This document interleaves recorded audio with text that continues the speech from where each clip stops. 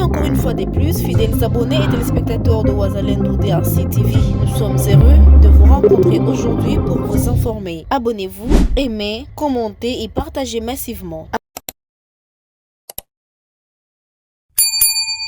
Après avoir été accusé par les terroristes du M23 RDF d'avoir fourni des renseignements sur le tueries et massacres commis par ces terroristes auprès du gouvernement congolais et auprès des Nations Unies, le porte-parole de Volontaires pour la défense de la patrie, Wazalendo en République démocratique du Congo et président du collectif du mouvement pour les changements, Force de défense du peuple, CMC-FDP, Jules Mulumba sort de son silence en apportant plus de lumière sur sa personne. Suivez. Moi, c'est Jules Mulumba, le communicateur de VDP RDC Wazalendo, mais aussi président du collectif de mouvement pour le changement, CMC, Force de défense du peuple, FDP, c'est-à-dire CMC FDP en sigle. Je viens auprès de vous pour porter un démenti formel par rapport aux accusations infondées de terroristes du M23, UPDF, RDF, portées à notre personnalité, mais aussi par l'entremise effectivement de leur porte-parole et de leur cordeau adjoint Bertrand Bisimwa, mais aussi démentir catégoriquement les balivernes déversés par M. Nduhungirehe, que j'aurais tort d'appeler ministre parce qu'il ne le mérite pas. Un monsieur qui se charge de la fausse diplomatie malveillante du terroriste en chef Kagame. Ils m'ont accusé d'avoir fourni des renseignements, n'est-ce pas, au gouvernement congolais et aux Nations Unies par rapport à leurs crimes. Je pense que nul n'a besoin que moi je sois la source d'information au gouvernement congolais, d'autant plus que les crimes qu'ils sont en train de perpétrer sur le sol congolais, ils les font contre le peuple congolais, qui sont censés avoir, n'est-ce pas, des canaux de communication à la plus haute hiérarchie. Ils ont massacré à Kishishi, ils ont massacré à Bambo, ils ont massacré à Bukombo, ils ont massacré à Rugari, ils ont massacré à Jomba, ils ont massacré un peu partout. Ils sont allés même jusqu'à battre les avions de la MONUSCO, n'est-ce pas, dans les hauteurs du groupement des Jomba. Ça c'est connu. Ils ont jeté des bombes à des installations de la MONUSCO. Ils ont incendié des véhicules des engins roulants des Nations Unies. Ce qui constitue un crime de guerre, un crime imprescriptible. Et donc, s'ils agissent de cette manière à l'égard des Nations Unies, qui jouissent, n'est-ce pas, des immunités internationales, qu'en sera-t-il pour le bas peuple de chez moi à Rugari, à Bukombo, à Tongo, à Bambo, à Kishiche, et que sais-je encore? Qu'en sera-t-il pour ce bas peuple du site Kivu, n'est-ce pas? Faudrait-il rappeler qu'ils sont la suite logique de tout ce que nous avons connu comme guerre d'agression, en commençant par l'AFDEL, camouflée en une guerre de libération alors qu'il n'en était pas une, suivie par le RCD, le CNDP, le M23 1, le M23 2, puis l'AFC, avec tous les crimes perpétrés et répertoriés par tous les mécanismes de défense des droits humains, notamment les experts des Nations Unies, rapport mapping, les Human Rights Watch, et que sais-je encore. Donc, ils sont habitués à nous éliminer et ils pensaient qu'ils pouvaient continuer à nous éliminer silencieusement, mais ils ont fini par comprendre que la doctrine Wazalendo est ancrée dans l'esprit de tout Congolais, de tout bord. Je rappelle ici que je suis Congolais de souche, de père et de mère, de la tribu Hutu. Une tribu qui n'a pas seulement existé au Congo, mais a contribué sensiblement autour des autres Congolais pour que le Congo actuel devienne ce qu'il est aujourd'hui. Là, je cite Monsieur Sa Majesté Lez Daniel, de reste mémoire, chef coutumier de la chefferie de Boucha, autrement appelée chefferie de Bahutu, dans les territoires de Rutshuru, qui conduisit la toute première délégation qui partit en Belgique pour poser les jalons à la table ronde. Il conduisait cette délégation dont faisait partie Patrice Emery Lumumba. Ce qui donnera la chance au digne fils de Rutshuru de ma communauté, de faire partie du tout premier gouvernement de la République démocratique du Congo, à l'époque République du Congo, Kinshasa, avec Monsieur Marcel Bissoukiro, le tout premier ministre du gouvernement Lumumba chargé du commerce extérieur, avec Gervais Bahizi comme le tout premier ambassadeur de la République démocratique du Congo auprès des Nations Unies, comme Midiburo, qui fut président de l'Assemblée nationale vers les années 63 et d'ailleurs joua l'intérim dans la crise qui avait secoué le pays pendant ce temps en devenant président de la République pendant 24 heures. Et donc, je suis digne fils de ce pays qui a de bons souvenirs, qui a de bons prérequis pour défendre cette nation. Je suis de la tribu des Bahutu, qui sont généralement dans les territoires de Rutshuru, Massissi et Kalehe. Je suis du clan de Basinga, c'est un clan régnant chez nous, donc je suis prince dans la grande famille des Basinga. Notre actuel chef coutumier, il est ministre, vice-ministre des Affaires coutumières à Kinshasa. Et donc c'est lui qui gère toute la coutume en RDC. Comment serais-je rwandais alors que j'ai mon chef coutumier qui est hautement représenté au sein des institutions nationales?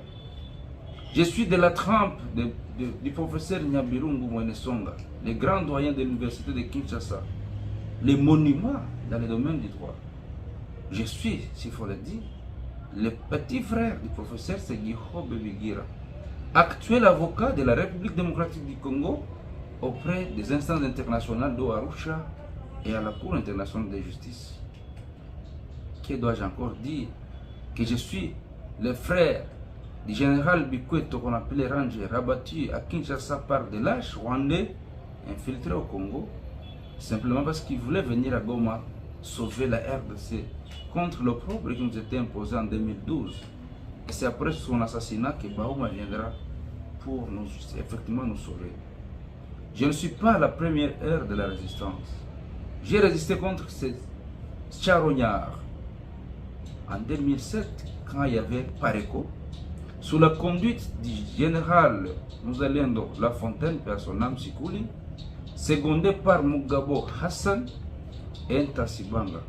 J'étais encore trop jeune étudiant, mais j'étais sympathisant, au point que j'étais cadre politique au sein de Pareko, où j'ai assumé le poste de secrétaire de la commission permanente électorale de cette grande structure politique encore représentée à Kinshasa.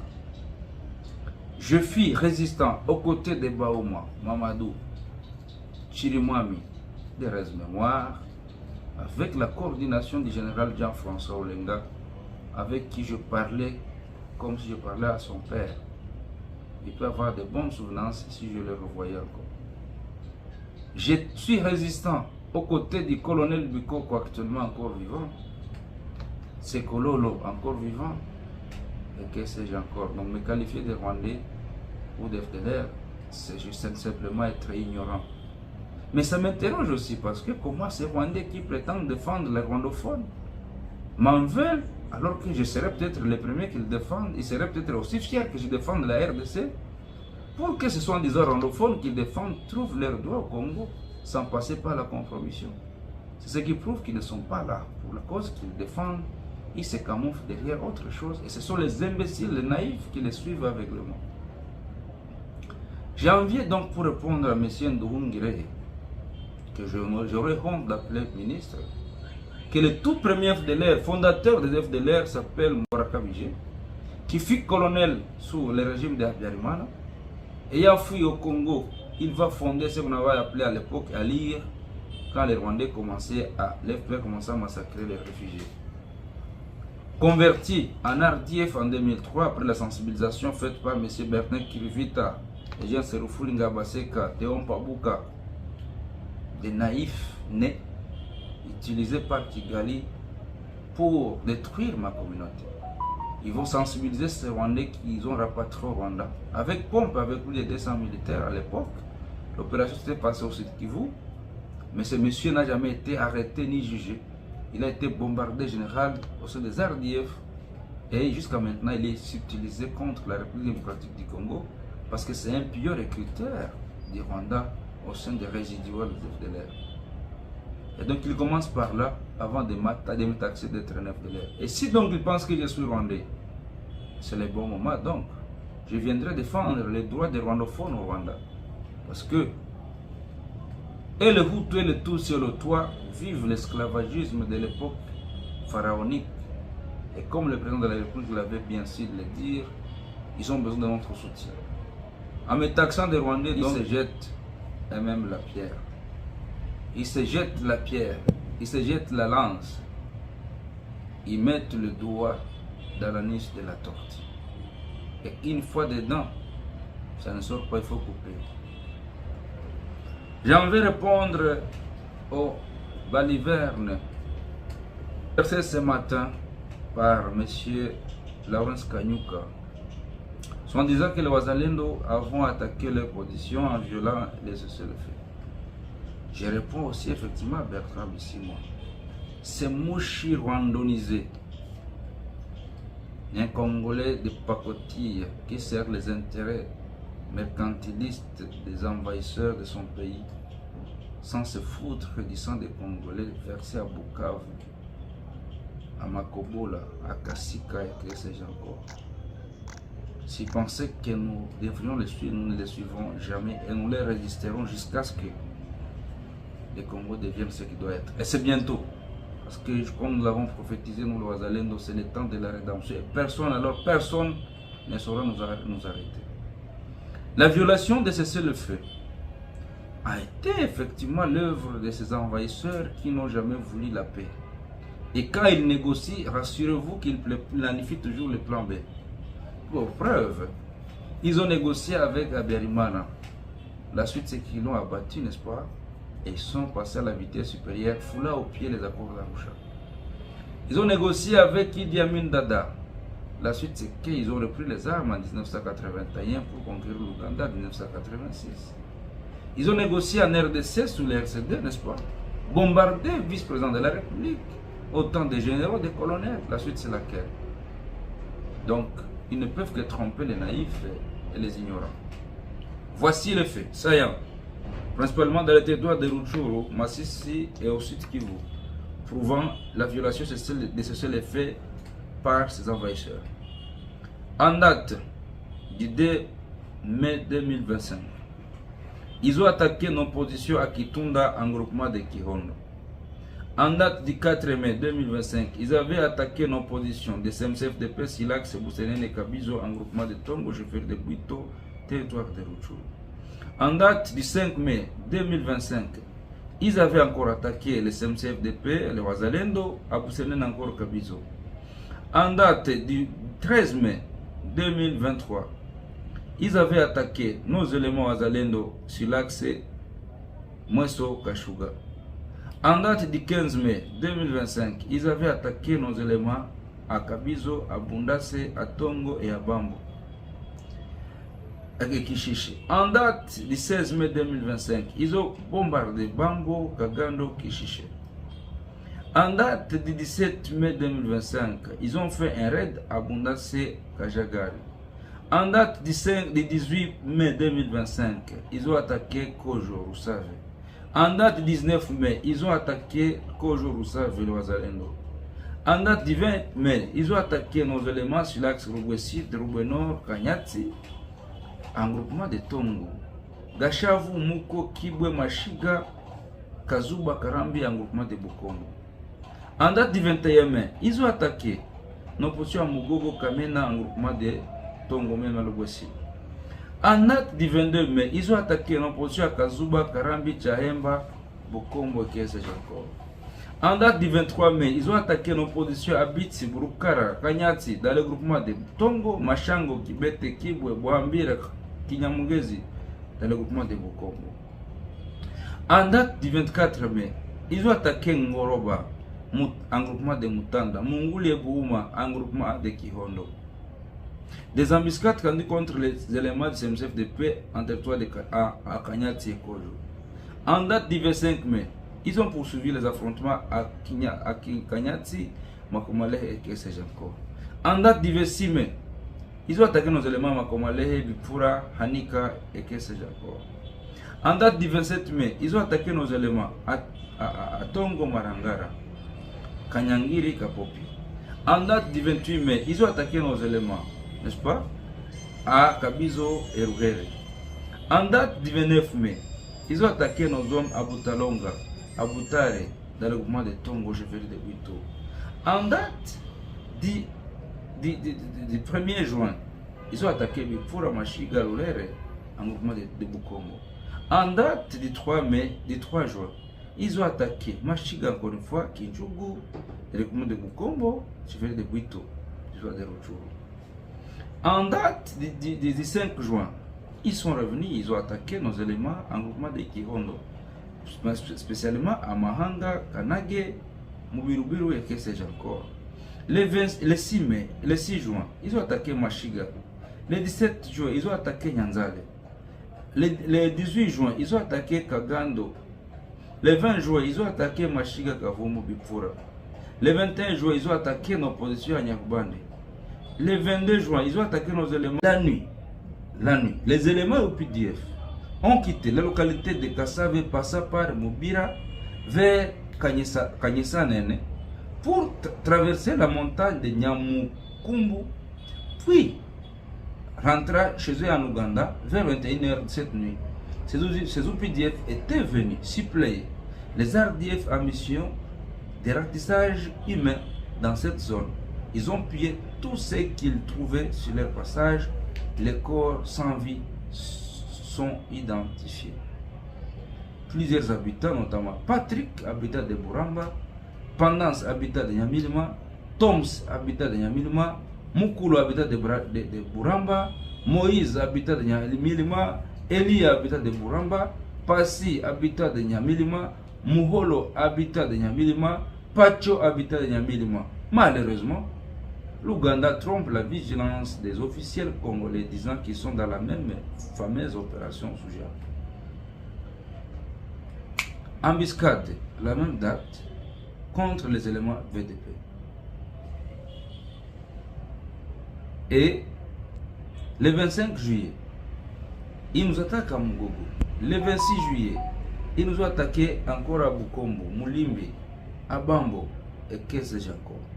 En date du 26 juillet, encore une fois, ils ont attaqué Kitunda Kiyeye. La même date, ils ont attaqué Kanyangiri, Machagari, Mouti. Le 28 juillet, ils ont attaqué Kiyeye, Kitunda, Boussessa, Ndata. Le 29 juillet, ils ont attaqué Boutari. Le 31 juillet, embuscade à Mouchebere contre nos éléments. Le 1er août, embuscade dans le groupement de Tongo contre nos éléments. Le 2 août, attaque de ces terroristes même à Rubono, Rubouessid et Rukara, dans la localité de Bouchouli en groupement de Tongo. Le 3 juillet, pilonnage et pillage systématique de Jiten et Nyabiroha, localité de Mbirubiru en groupement de Kihondo. Le 4 août, attaque de ces fameux terroristes à Matara, Kamena, Lunga, Jiten, Nyabiroha, Kiyeye, que sais-je encore.